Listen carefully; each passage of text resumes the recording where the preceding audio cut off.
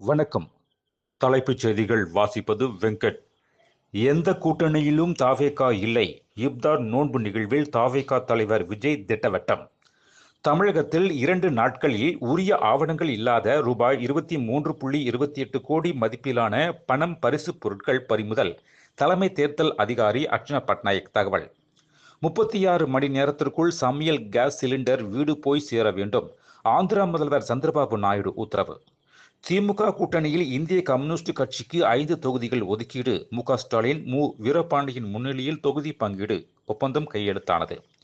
ஓய்வு பெறும் உறுப்பினர்கள் தொடர்ந்து தேசிய வாழ்வில் பங்களிக்க வேண்டும். எம்பிகளுக்கான பிரியாவிடை நிகழ்வில் பிரதமர் நரேந்திர மோடி பேச்சு. இன்னும் 10 முதல் 15 நாட்களில் சிலிண்டர் தட்டுப்பாடு பிரச்சினைக்கு தீர்வு கிடைக்கும். திருநெல்வேலியில் பாஜக மாநில தலைவர் நயினார் நாகேந்திரன் பேட்டி.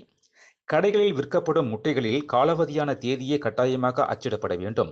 உபி அரசின் புதிய உத்தரவு ஏப்ரல் 1ஆம் தேதி முதல் அமலுக்கு வருகிறது. தமிழ்நாட்டில் என்ன நடக்கிறது என்று தெரியாத முதலமைச்சராக மு.க. ஸ்டாலின் உள்ளார். பாமக தலைவர் அன்புமணி பேச்சு. வரதட்சணைக்காக கர்ப்பிணி மனைவியை கொடூரமாக கொலை செய்து பைக்கில் தப்பிச் சென்ற கணவருக்கு போலீசார் வலைவீச்சு. இந்திய எல்லைப் பகுதியில் கிளர்ச்சியாளர்களுக்கு பயிற்சியளித்த 7 வெளிநாட்டினர் கைது. சிபிஐ விசாரணையில் முறையான பதிலளித்துள்ளேன். முன்னாள் அமைச்சர் செந்தில் பாலாஜி பேட்டி. சட்டப்பேரவை தேர்தலுக்கு விருப்பமனு அளித்தவர்களிடம் சென்னை அண்ணா அறிவாலயத்தில் முதல்வர் மு.க. ஸ்டாலின் நேர்காணல் நடத்தினார். மேலும் விரிவான செய்திகளுக்கு அரசியல் ராஜ்யம் மின் இதழை படியுங்கள். நன்றி, வணக்கம்.